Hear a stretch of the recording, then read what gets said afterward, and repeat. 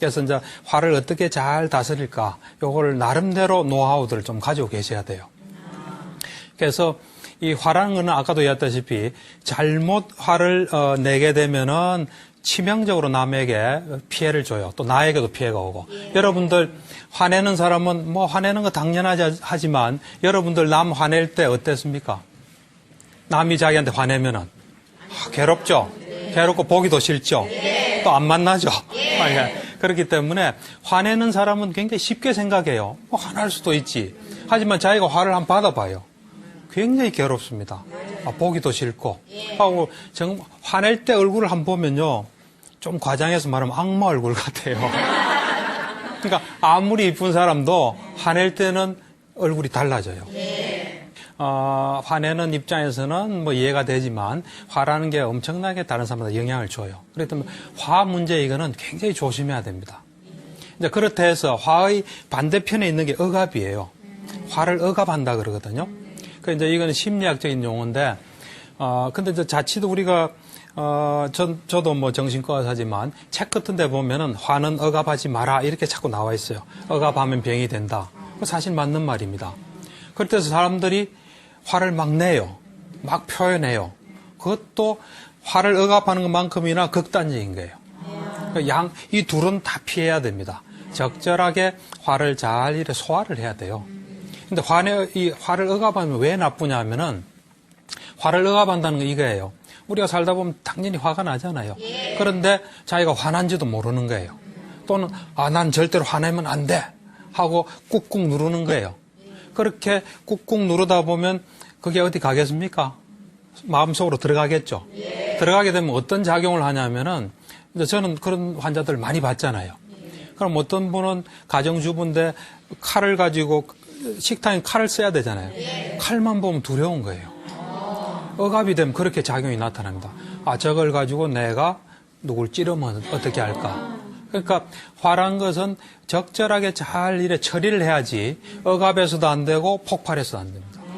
그러니까 화가 폭발한 극단적인 예가 전에 그 버지니아 대학인가요? 네. 조성희 사건이 있었죠. 네. 우리 교포인데 미국에서 총기 한 거 있거든요. 그 사람 같은 경우는 화가 밖으로 폭발한 경우예요.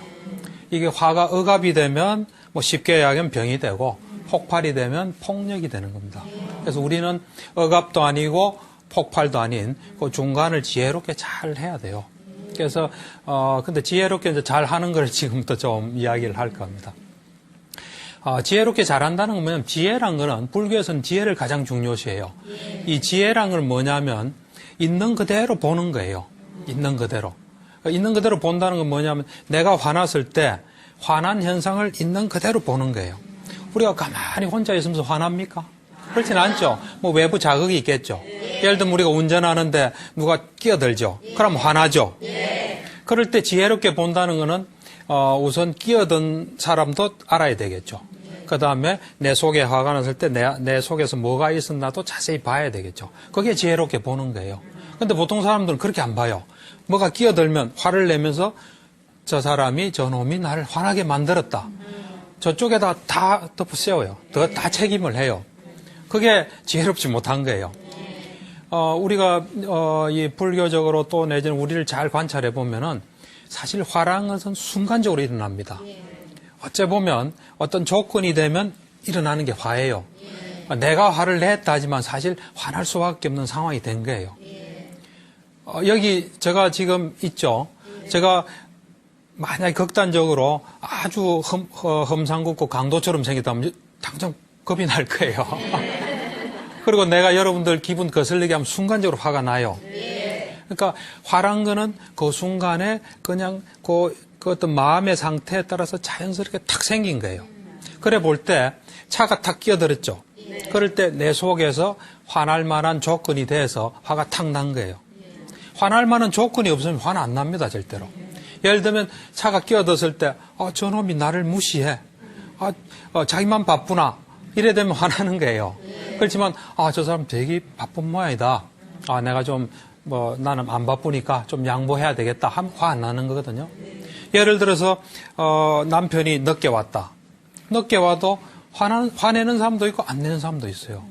그거는 그 사람의 어떤 이 내적인 상태가 화날 수 있는 상태면 화가 나고 화내지 않은 상태면 안 한다는 거예요. 그러니까 바깥에도 원인이 있지만 내 속에도 원인이 있다는 거. 이거를 잘 보는 것이 지혜입니다.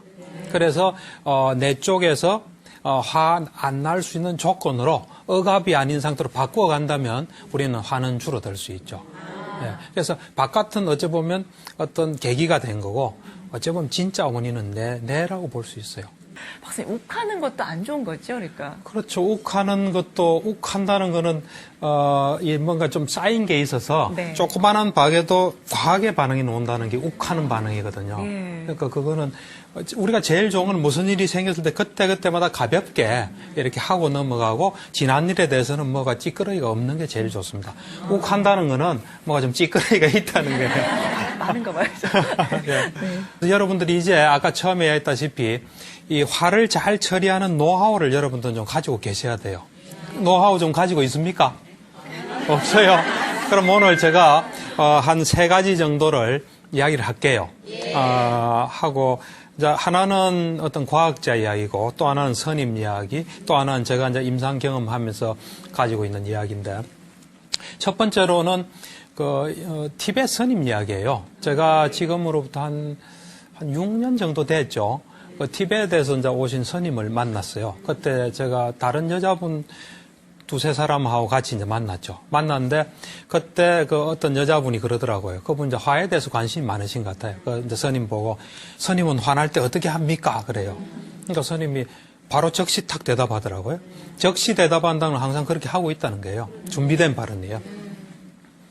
여러분도 이래 누가 탁 이야기하면 바로 탁 노는 사람은 준비된 사람이에요.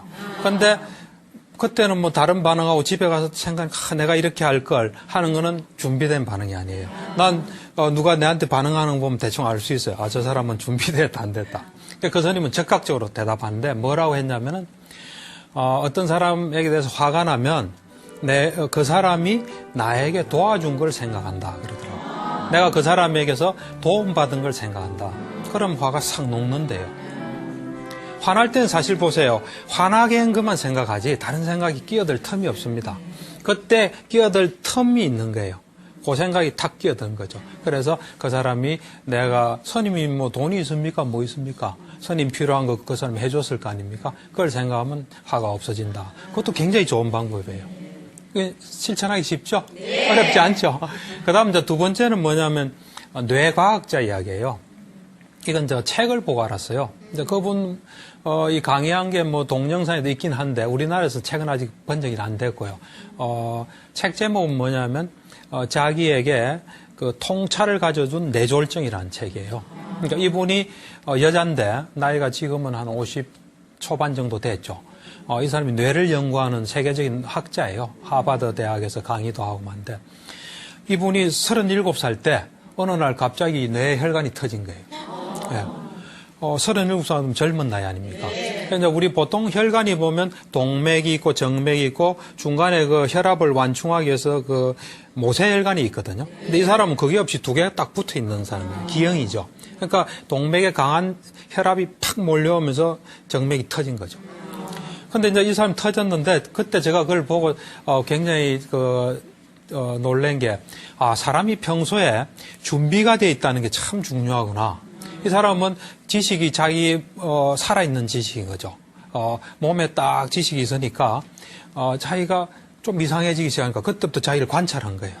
관찰하면서 지금 어디에 혈관이 터져서 내가 지금 이런 기능을 못한다. 그러니까 당황 별로 안 한 거죠. 그러면서 그 자기 경험을 쭉 써놨어요. 그리고 이 전화를 걸어서 이야기를 해야 되는데 지금 말소리가 안 나오니까 그 무슨 신호를 보내고 이래가지고 하여튼 구조를 받아요. 그러니까 이게 준비됐다는 게 굉장히 중요한 거예요. 그러니까 이제 그 사람 그걸 보면은 이 평소에 우리가 좌측뇌, 우측뇌가 있거든요. 이 좌측뇌라는 것은 이 과거, 현재, 미래를 만들어요. 그래서 우리가 효율적으로 살아가게끔 해요. 많은 정보를 단시간에 처리하도록 해요. 근데 이제 우측뇌는 현재만 딱 집중하고 전체로서 지각해요. 근데 이 사람이 왼쪽 뇌 피가 큰 피가 많이 된 거예요. 그러니까 왼쪽 뇌는 스톱했어요. 오른쪽 뇌만 활동하니까 현재 딱 있는 거죠. 그러고 전체적으로 보는 거예요. 그래서 그분이 하는 이야기가 우리는 보통 이 내가 요 몸 속에 딱 있다고 생각하잖아요. 내가 요런 그 경계 속에 있다고 생각하는데 이 사람은 그 딱 상태가 되니까 자기 몸이 우주하고 하나가 되는 느낌을 받았대요. 그걸 보니까 수행을 하면은 그냥 뇌가 이 수행하는 사람 오른쪽 뇌가 활성화되는 것 같아요. 그래서 그래 느끼구나 하는 걸 많은 걸 알게 됐어요. 근데 그분이 자기가 화 다스림 법을 이야기해 주더라고요. 그 사람 화를 어떻게 다스리냐면은 그 사람 이야기에 의하면은 우리가 지금 화내는 거는 그 변연계라는 부분이 있습니다. 변연계. 그게 약간 동물적인 뇌예요. 그 변연계에서 이래 뭔가 프로그램이 팍 작동되는 거예요. 말하자면 어떤 물질이 탁 나오고 그것이 혈관을 따라서 가서 여러 곳에 영향을 미치는 거예요. 한번 프로그램이 탁 발동되면 그것이 쭉 영향을 미치고 거칠 때까지 90초가 걸린대요. 90초. 그러니까 이 사람은 우리가 화를 한 번 내고 또 내고 어떤 사람 한 뭐 30분 동안 화내는 사람도 있죠. 그 사람은 여러 계속 프로그램이 작동되는 거예요. 그래서 이 사람은 화가 딱 나면 90초 동안 가만히 있는데요. 가만히 있으면서 마음속으로 어떻게 이야기를 하냐면은 자기 뇌에게 나는 당신이 생각하고 감정도 느끼고 여러 가지 판단하고 하는 어떤 것도 난 존중한다. 그렇지만 이제 나는 화내고 이러고 싶진 않다. 그런 건 나한테 좀 안 가져왔으면 좋겠다. 이렇게 30초 동안 딱 기도를 한대요. 그러고 기다리면 싹 가라앉는데요. 그것도 하나의 방법이에요. 이제 그 다음 세 번째는, 제가 이제 환자도 보고 이러면서 이제 경험한 건데, 아까도 이야기했다시피, 우리가 화가 나잖아요. 화가 날 때는 혼자서 화나지는 않습니다. 혼자서 화나는 사람도 뭐 기억을 떠올려서 화날 거예요, 분명히. 어쨌든 화를 내게 한 상황이나 대상이 있어요. 특히 사람이 있겠죠. 그러면 그것에 대해서 그 사람의 말이나 행동은 전체는 아니에요. 그 하나의 어떤 자극에 불과해요. 그 다음에 내 속에서 일어난 것도 있잖아요. 안 그렇습니까? 그래서 그 자극과 내 속에서 일어난 걸 가만히 보면 대부분이 내가 뭔가 원하는 것이 안 됐을 때 화나요, 사실은. 내가 바라는 거 안 됐을 때. 또는 내가 옳다고 생각하는데 저쪽에서 다른 말 했을 때. 보통 그래 안 하거든요. 이제 그럴 때, 그것을, 그렇다해서 지금 화내게 한 그 사람, 우리는 보통은 전적으로 저 사람이 나를 화를 내게 했다 해서 화를 정당화하는데, 내 쪽에도 요인이 있다. 이러면 좀 달라져요. 그러면서 이제 그 사람에게 이래 이야기하는 게 제일 좋습니다. 당신의 어떤 말을 듣고, 내 속에 내가 이런 건 별로 원하지 않은데 이래 이야기하니까 뭐 이래 화났다 해서 그렇게 전달하는 게 좋아요. 그렇게 되면 이제 그렇게 하는 과정에서 저쪽도 내가 이런 말 하니까 이 사람 속에서 이래 돼서 이래 화가 나구나 해서 좀 교정될 수도 있고 나도 모든 걸 화난 저쪽에다 돌리지는 않는 거 아니에요. 안 그렇습니까? 그래서 그런 것들이 오히려 좀 대화할 수 있게끔 하고 나도 나를 좀 다스리게끔 도와줘요. 아까도 얘기했다시피 화란 건 이 변연계에서 이래 뭐 폭발하듯이 팍 터지는 거거든요. 근데 그거를 우리 뇌는 또 이 뇌내 피질이라는 게 있습니다. 인간이 이게 피질이 잘 발달돼 있어요. 그래서 이 뇌내 피질로부터 이 변연계까지 회로가 이래 있으면 화났을 때 이게 이 회로에서 뭐가 갈 수 있는 거죠. 근데 보통 사람은 이 화나는 게 워낙 크고 이 회로가 잘 없기 때문에 이 컨트롤이 안 돼요. 근데 우리가 자꾸 수양을 하고 아까 그 화나는 그 순간에 탁 이래 아까 그 뇌과학자가 훈련된 사람이 하듯이 우리가 순간적으로 이건 이렇게 작용하고 이건 작용하다 그런 걸 자꾸 훈련하게 되면 이 대뇌 피질하고 이 변연계가 가는 회로가 좀 생겨요. 그럼 화나려고 할 때 여기서 탁 잡아줄 수 있어요. 그래서 그것도 하나의 방법입니다. 예. 네. 지금까지 박사님께서 이제 화를 다스리는 노하우 그게 세 가지로 네, 말씀을 네. 해주셨는데, 예. 그래서 저희가 근데 무슨 수행자나 뇌과학자도 아니기 때문에 좀 어려운 것 같아요. 그러니까, 그러시면, 네. 그러면 간단한 방법 하나 가르쳐 드릴게요. 화나면 앞에 사람이 있죠? 그럼 일단 그 사람한테 양해를 구하고 빨리 사람으로부터 저 바깥으로 나가서, 이래 심호흡도 하고, 걷고, 또 이래 생각을 좀 바꾸고 좀 마음을 이래서 다시 사람인대로 가는 게 좋아요. 그것이 자기를 보호하고 남을 보호하는 길이에요. 그건 할 수 있겠습니까? 네. 그것도 목소리가 그것도 쉽지 않아요. 싸우고 막 일하고 싶어요? 그건 아니에요. 네. 우리는 하여튼 합리적으로 살아가야 됩니다. 지혜롭고 합리적으로 살아가야지 우리 마음대로 하긴 쉬워요. 근데 우리 마음대로 했을 때 우리가 원하지 않은 결과들이 와요. 그걸 우리는 감당을 해야 되거든요. 네. 문 닫고 이렇게 소리 크게 지르고 이러는 거는 괜찮나요? 근데 사실은 우리가 화나면 네.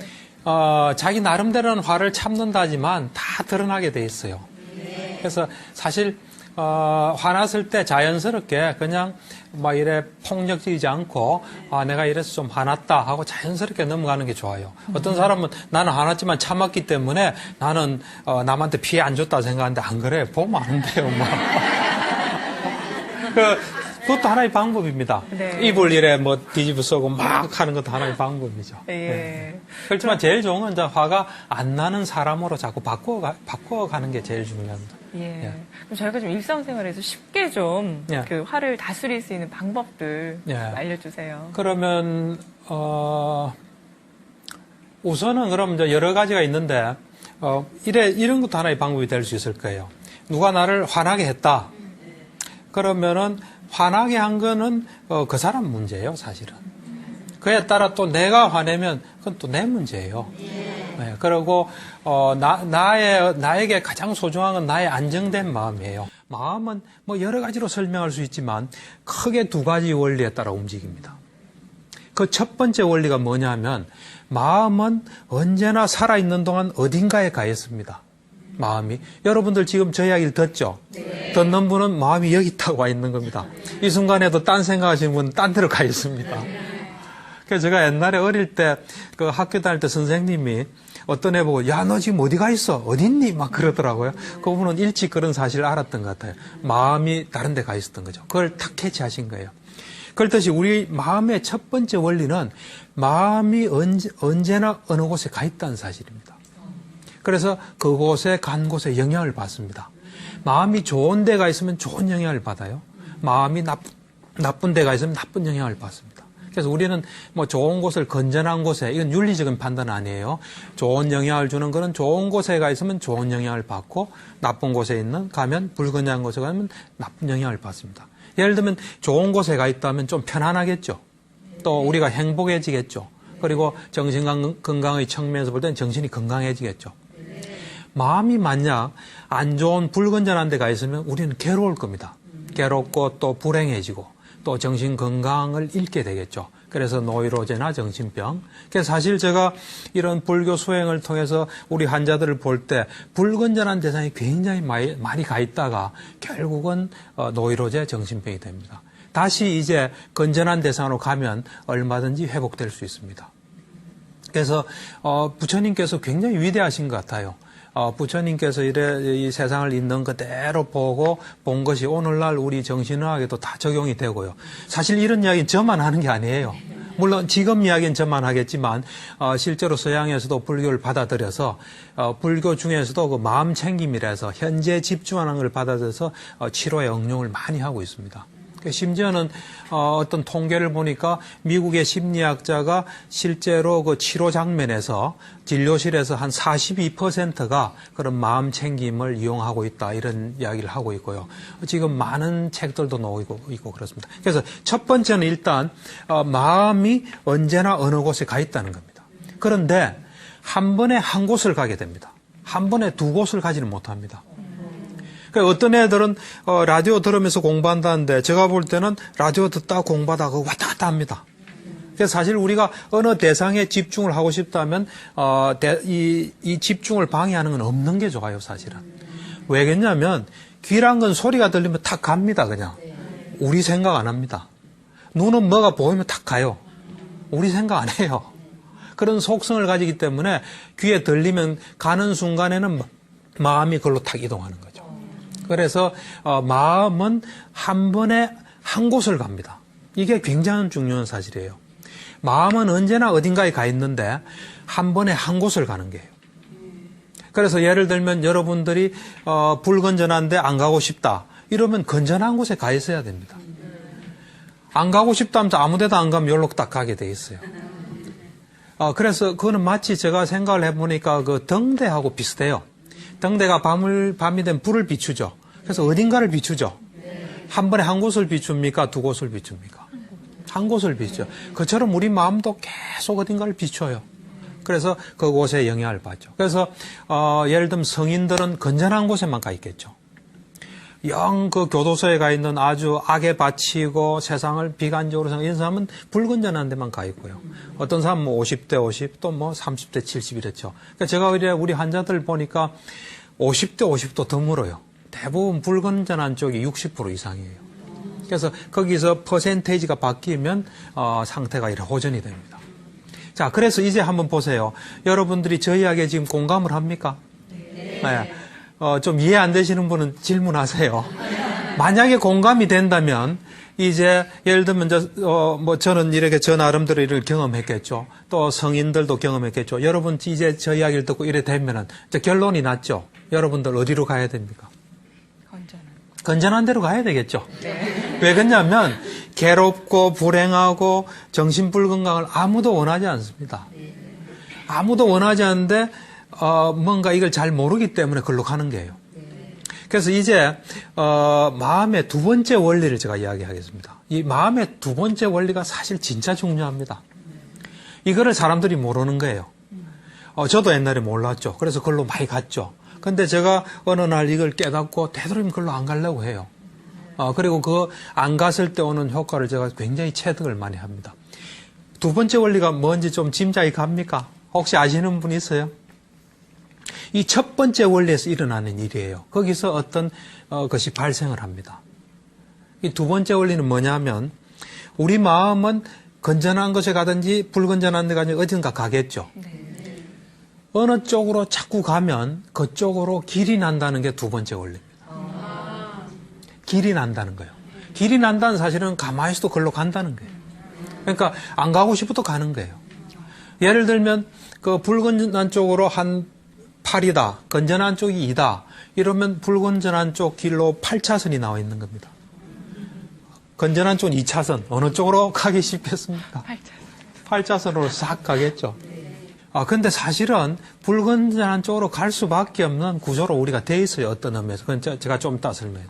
자, 그래, 이제, 그러면은 결론이 이제 건전한 쪽으로 가야 된다 하면은, 이제 건전한 쪽이 어느 쪽인지 정확히 알아야 됩니다. 여러분들 이 지금 녹화 끝나고 나면 집 잘 찾아갈 수 있습니까? 네. 왜 잘 찾아갑니까? 다니던 곳이. 집을 잘 아니까요. 만약에 여러분들이 어디 해외여행 갔는데 그 사이에 불가피한 이유로 이사를 갔습니다. 그리고 전화로 어디쯤에 우리 집 있다 하면 찾아가기 쉽겠습니까? 안 되겠죠. 정확히 알아야 이제 우리가 원하는 길 갈 수 있습니다. 그래서 그러면 건전한 곳이 어디고 불건전한 곳이 어디인지를 이제 정확하게 제가 좀 이제 가르쳐 주겠습니다. 그래서 들으시고 앞으로는 그걸로 가세요. 자, 그래서 이제 건전한 대상은 상당히 많습니다. 사람에 따라 다르고 시간에 따라 다르고 불건전한 대상도 마찬가지입니다. 굉장히 많지만 그걸 본질적으로 보면 이 하나의 그 카테고리에 다 들어갈 수 있어요. 불건전한 것은 두 개 안에 다 들어갈 수 있습니다. 뭐 짐작이 좀 갑니까? 예 하는 사람 한 말씀 해보세요.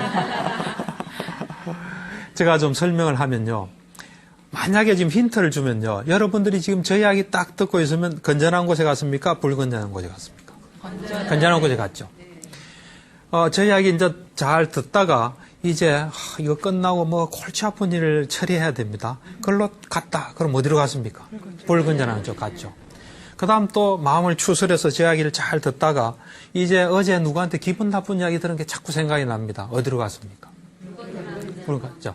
예, 그게 힌트입니다.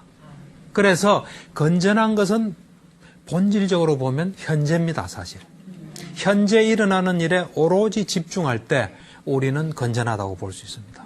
이건 저 혼자 하는 이야기가 아니고요. 많은 사람들이 그렇게 이야기를 하고 있습니다. 그 다음에 불건전한 쪽은 본질적으로 보면 과거와 미래예요. 그럼 왜 과거 미래가 불건전한지 현재가 건전한지는 자세히 또 말씀드리겠습니다. 그래서 잘 보세요. 우리에게 영향 주고 우리를 지배하는 건 우리 속에 머릿속에 어떤 생각이에요. 잘 보세요. 우리가 뭔가 자신감이 있을 때는 기분이 좋죠. 앞으로 뭐 끔찍한 일이 날 것 같고 아들 속삭이는 거 생각하면 기분 나쁘죠. 머릿속에 든 것에 우리가 영향을 받습니다. 그렇기 때문에 지금 제가 한 분류가 거의 본질적이라고 볼 수 있습니다. 그리고 이제 부처님께서도 경전에서 이런 말씀하셨어요. 어떤 사람이 질문을 했어요. 그 당시에 한 2500 몇십 년 전이거든요. 그 당시에 이제 스님을 비구라고 불렀어요. 비구들이 주로 숲속에서 생활했어요. 지금 숲속하면 여러분들은 굉장히 낭만적인 생각을 하죠. 그 당시의 숲속은요, 그 숲속에 들어가면 머리가 쭈삣쭈삣 써요. 도둑들, 강도들 막 있고요. 맹수들이 있기 때문에 거기 가서는 마음을 안정시키기 힘든 곳입니다. 근데 그 질문을 한 사람이 이런 질문을 했어요. 숲속에 사는 수행자가 하루에 한 끼만 먹고 어떻게 얼굴이 그렇게 맑고 깨끗합니까? 하루에 한 끼만 먹고. 그러니까 부처님께서 대답하시기를 숲속에 사는 수행자가 하루에 한 끼만 먹어도 얼굴이 맑고 깨끗한 것은 제가 보태는 거 아무것도 없습니다. 지나간 과거 애태우지 않고 앞으로 올 미래 바라지 않고 현재에 잘 머무르기 때문이다. 그러니까 제가 한 분류가 거의 다 본질적인 분류라 볼 수 있습니다. 자, 이제 그런 면에서 볼 때, 그러면 왜 그러면 과거가 불건전한 곳인가, 대상인가, 이제 살펴보겠습니다. 과거는 두 종류가 있습니다. 좋은 과거와 안 좋은 과거가 있습니다. 좋은 과거는 좋은 추억과 같은 것이겠죠. 그거 생각하면 기분도 좋고 좀 힘도 나고 하는 그런 과거가 하나 있고, 안 좋은 과거는 그거 생각하면 화나고 좀 후회되고 기분도 나빠지고 억울하고 아쉬움 주는 그런 과거예요. 그 둘이 있는데, 어느 것이 떠오르는 힘이 강하겠습니까? 안 좋은 게 떠오르는 힘이 굉장히 강해요. 한번 사기 당해봐요. 계속 그 생각납니다. 안 좋은 일은 떠오르는 힘이 굉장히 강하기 때문에 주로 우리가 과거 생각한다면 안 좋은 게 주로 많이 올라옵니다. 이 좋은 추억은 조금 떠올리려 해야 또 힘이 약해요. 그에 비해서 안 좋은 힘이 굉장히 강하기 때문에 과거 생각한다면 대부분 좀 안 좋은 생각이 있기 쉽습니다. 그래서 그때 우리는 상당히 괴로워집니다. 그리고 그런 것들이 반복되다 보면 우리 이 몸과 마음은 연결이 되어 있거든요. 그런 자꾸 안 좋은 상태에서는 어떤 물질적인 변화를 일으켜서 노이로제 정신병도 오거든요. 그래서 일단은 안 좋은 과거는 불건전한 대상으로 볼 수 있겠죠. 그러면 이제 좋은 추억은 그러면 건전한 쪽으로 옮겨야 되느냐? 저는 그렇게 생각하지는 않습니다. 안 좋은 과거보다는 좀 나아요. 훨씬 나아요. 그렇지만 이 좋은 추억이라는 것도 사실은 우리가 뭐 이래 건강하게 앉아서 저도 강의하고 여러분도 강의를 듣지만 잠시 시간을 쓰다 가는 존재예요, 우리는.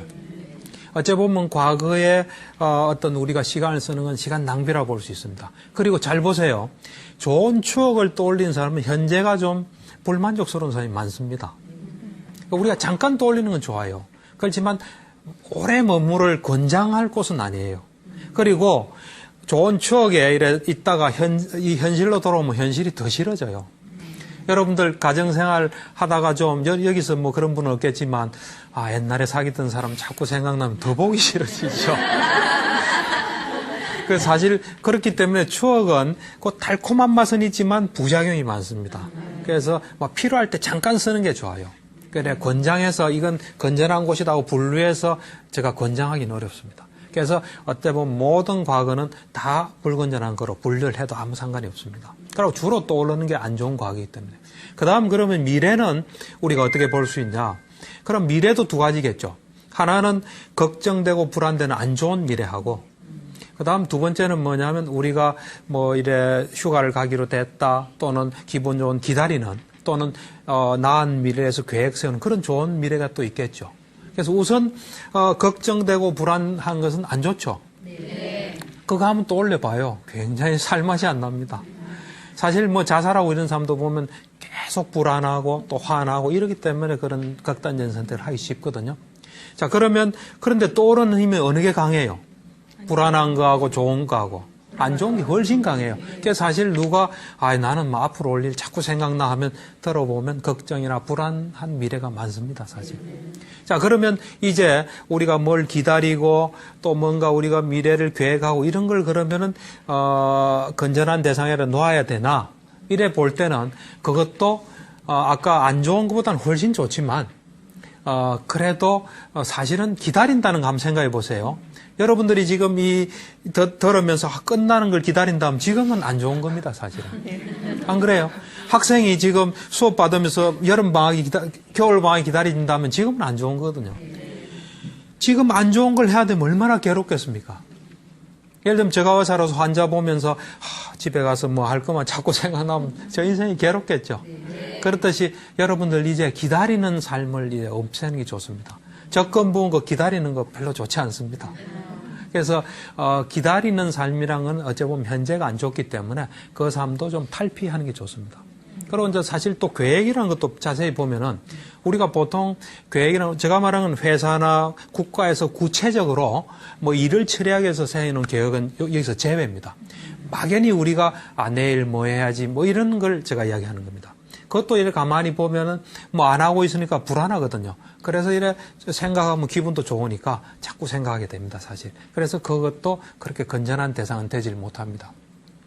예, 그래서 이제 과거와 미래는 안 좋다는 걸 아시겠습니까? 네. 예, 근데 그 과거와 미래가 어디 속에 주로 있습니까, 우리가? 생각 속에서 있어요.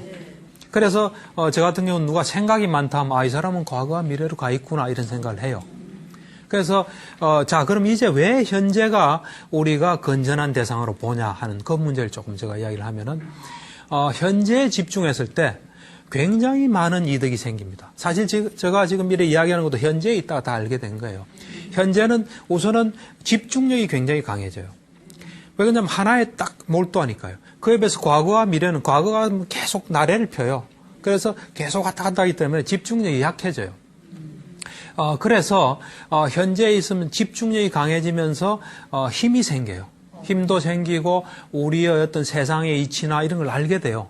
그리고 사물의 본질도 알게 되고 그래서 굉장히 지혜로워지면서 뭔가 이래 자꾸 성취해 나가게 됩니다. 그래서 사실 아까도 이야기했다시피 화가 나고 억울하면 그 생각 자꾸 안 할 수가 없어요. 그 마음을 좀 추스리고 살아가야 될 거 아닙니까? 또 걱정되면 대책 세워야 될 거 아닙니까? 그래서 생각하는데 사실은 현재에 있는 사람은 그렇게 곱씹지 않고 빠지지 않아요. 현재에 있다면 아까 얘기했다시피 세상의 이치를 알기 때문에 그런 일이 내가 좋아하지 않는 거라도 왜 일어난지를 알게 돼요. 그래서 그냥 순리에 맞게 하게 됩니다. 또 마찬가지로 걱정도 그렇게 일어날 만한 이유를 알고 그냥 하게 됩니다. 예. 예, 그래서 이 현재는 훨씬 이득이 있는 겁니다. 그래서 저는 뭐 이런 환자들한테 이런 이야기 많이 합니다. 노이로제 정신병 또는 정신불건강은 과거와 미래로 가는 것이고 정신건강은 현재에 가는 것이다. 이런 이야기를 많이 해요.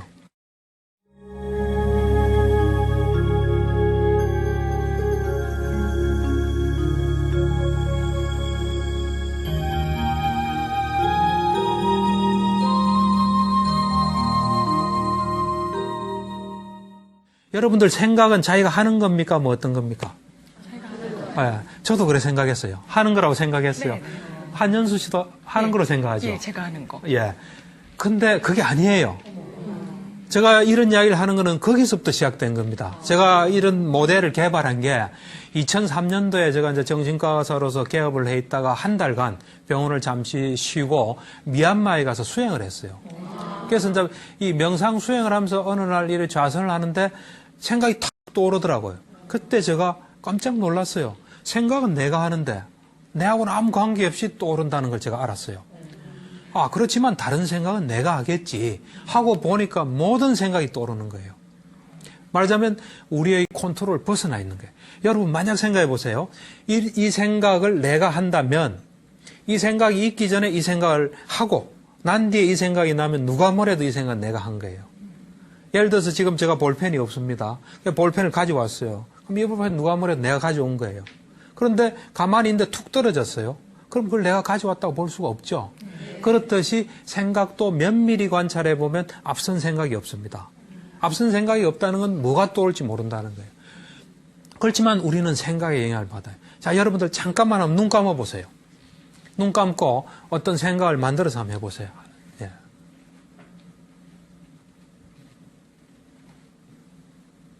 자, 눈 떠보세요. 자, 생각을 만들어서 할 수 있는 분에겐 저 전 재산을 주겠어요. 예, 그게 가능한 사람은요? 가능한 사람 있었습니까? 없어요. 어땠습니까? 저는요, 어제 부부싸움을 하고 와서 그런지 자꾸 그 생각이 났죠. 근데 잘 보세요. 처음에 부부싸움 한 그 생각, 네. 그 바로 앞에 그 생각이 있었습니까? 없었죠. 없었죠. 네. 모든 생각이 마찬가지입니다. 그래서 이건 사실은 왜 그러냐면 이거는 굉장히 미세하게 일어나는 일이기 때문에 자기 자신을 이래 면밀히 보지 않으면 알기가 어렵습니다. 그래서 저의 이제 어떤 요런 관찰로부터 시작됐어요. 그래서 제가 그때 그러면 우리는 떠오르는 생각에 영향을 받는데 사실은 뭐 감정이나 이런 것도 다 마찬가지예요. 사실 우리가 내가 슬프게 마음을 먹는다 하는데 그게 아니에요. 어떤 조건이 되면 순간적으로 슬퍼지는 거예요. 자세히 보세요. 그래서 제가 이래 보니까 그러면 뭐가 떠오르나 어디서 떠오르나 봤더니만 저 느낌의 거대한 생각의 탱크에서 생각이 올라온다는 걸 제가 알게 됐어요. 그때 제가 생각한 것이 아인슈타인이 왜 물리를 잘하는지 알겠더라고요. 그 물리가 꽉 차 있는 거예요.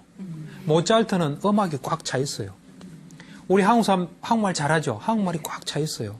미국 사람들 영어 잘하잖아요. 영어가 꽉 차 있는 겁니다. 그래서 제가 면밀히 이제 관찰했죠. 뭐가 떠오르나 봤더니만 입력된 게 떠오르는 겁니다. 그래서 입력된 것은 제가 기억하는 것도 있고 기억 안 하는 것도 있어요. 그때 제가 결심을 했어요. 근데 결심한다는 생각이 떠올랐겠죠. 결심을 했는데 이제 내가 원하지 않는 것은 넣지를 말아야 되겠구나. 이미 있는 건 어쩔 수 없고. 그래서 그때 이후로 저는 사실 저 머릿속에 담기기 싫은 건 잘 안 봅니다. 예를 들면 무서운 영화든지 제가 무서워서 안 보는 게 아니고 저 머릿속에 담기기 싫은 건 잘 안 봐요. 뭐 이래 스팸 메일 온 것도 어떤 건 잘 안 눌러봅니다. 그러고 눈에 탁 보이는 건 어쩔 수 없죠. 그냥 다시 두 번 다시는 잘 안 보죠. 그러니까 그래서 제가 이제 관찰하기 시작한 거예요. 그러면 어떤 경로를 통해서 이렇게 중요한 입력이 되나 하고 봤더니만 6가지 경로를 통해서 입력이 돼요. 첫 번째 뭐냐면 눈을 통해서 눈으로 본 건 다 들어갑니다. 눈으로 본 건. 그래서 아까 제가 그 컴퓨터는 어마어마하다 그랬죠.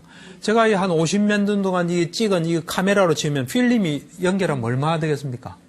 엄청나겠죠. 우리 요즘 휴대폰은 탁 찍고 저장해야 저장되지만 우리 건 자동으로 저장되는 겁니다. 그래서 엄청난 파일이 지금 들어있습니다. 그 다음 귀로 들은 거예요. 그 다음에 코로 냄새 맡은 거. 또 혀로 맛본 거. 그 다음 우리가 몸으로 접촉한 거 있죠. 맨 마지막이 뭐냐면 이것이 가장 중요합니다. 현대인은. 정신작용이 들어간다는 거예요. 생각이 들어갑니다. 그래서 사실 우리 요즘 애완동물 많이 키우지만 개인 경우는 코에 관한 이 정보가 많이 들어있고요. 우리는 눈하고 이 정신작용이 많이 들어있어요. 특히 생각이 많이 들어있습니다. 예를 들면 두 사람이 똑같이 영화를 봐도 영화 볼 때 졸지 않았으면 눈으로 들어가고 귀로 들어가면 똑같겠죠. 근데 한 사람은 집에 가서 생각하거나 누구랑 이야기하는 사람은 훨씬 많이 들어가 있습니다. 그래서 이제 여러분들이 그 입력될 때 굉장히 조심하는 게 좋습니다. 왜 그러냐면 그것이 여러분이 되고 여러분들을 나쁘게 할 수 있기 때문입니다. 그래서 우선 입력부터 이미 들은 건 어쩔 수 없습니다. 들은 건 어쩔 수 없고 입력을 굉장히 중요시 하셔야 돼요. 그래서 이제 과거 생각을 많이 하면 과거가 올라오겠습니까? 안 올라오겠습니까? 올라오겠죠. 또 미래 생각을 많이 하면 미래가 올라오겠죠. 현재에 집중하는 정신작용을 많이 하면 또 되겠죠. 그런 원리로 길이 나는 겁니다. 예. 좀 이해가 됩니까? 네. 근데 아직은 저희는 수양이 부족해서 그런지 네. 좋은 것만 자꾸 생각하고 싶어도 잘 안 돼요. 그러니까요. 지금 여러분들이 여러분을 믿지 마세요. 여러분 눈 믿지 마시고요. 여러분 마음 믿지 마세요. 우리는 몸과 마음이 내 거라 생각하는데요. 내 게 아니고 몸과 마음은 몸과 마음의 것이에요. 그래서 자기 좋은 거 자꾸 하고 싶은 거예요. 우리가 이제 이런 이야기를 듣고 컨트롤해야 돼요, 사실은. 그래서 사실은 좋은 생각보다는 좋은 이야기를 많이 들으시는 게 좋아요. 예를 들면 뭐 불교 신자 같으면 경전을 많이 보는 게 좋고요. 좋은 사람 만나서 우리는 사실 똑같습니다. 여러분이나 나나 똑같은데 어떤 사람을 만나고 뭘 보고 어떤 생각을 평소에 하느냐에 따라서 우리가 달라지는 겁니다. 여러분들 그러니까 앞으로 조심하셔야 됩니다.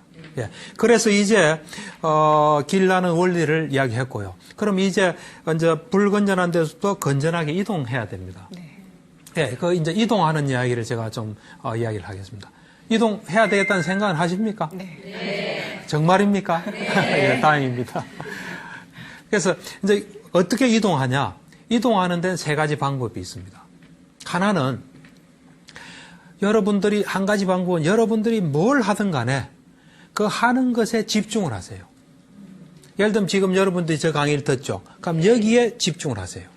또 여러분들이 설거지 하죠. 그럼 설거지하는 거기에 오로지 집중하세요. 하되 100% 집중하도록 하세요. 100%. 사람들은 100% 집중을 잘 못합니다. 여러분들이 저를 한 100% 한번 봐보세요. 지금부터. 예를 들면 왜 보라 했지? 뭐 생각하는 겁니다. 보는 거 아닙니다. 또 뭐 이렇게 생겼다 저렇게 생겼다 생각하는 겁니다. 그러지 말고 그냥 여기저기 보는 건 상관없어요. 오롯이 한번 봐보세요. 좀 쑥스럽죠? 예. 그 보시면 제가 좀 부각이 되지 않습니까? 보통 우리는 개념으로 처리해요. 뭘 볼 때. 그냥 저 사람 이런 사람 저런 사람 잘 보지 않아요. 근데 100% 보게 되면 그 사람과 오롯이 만나게 됩니다. 우리가 사물을 100% 보면 예를 들면 이 손을 100% 보시면 이 손과 만나게 됩니다. 또 사람을 100% 보면 사람과 온전히 만나요. 그래서 우리가 100% 보게 되면 좋고 싫고가 없어져요. 또 두려움도 없어져요. 그리고 어제까지 이상한 사람도 뭐 하루아침에 좋은 사람 될 수 있지 않습니까? 그 현재의 그 사람과 만나게 됩니다. 그래서 앞으로 여러분들이 100% 보는 걸 자꾸 훈련하세요. 100% 들으시고. 그래서 제가 언젠가 보니까 어떤 사람이 자기가 참선을 해서 뭔가 경험했다고 써놓은 걸 보니까 100% 보는 상태예요. 제가 볼 때는. 그래서 여러분들이 이제 100% 보시면 과거 미래가 못 떠올라요. 한 80% 보면 20% 떠올라요. 이게.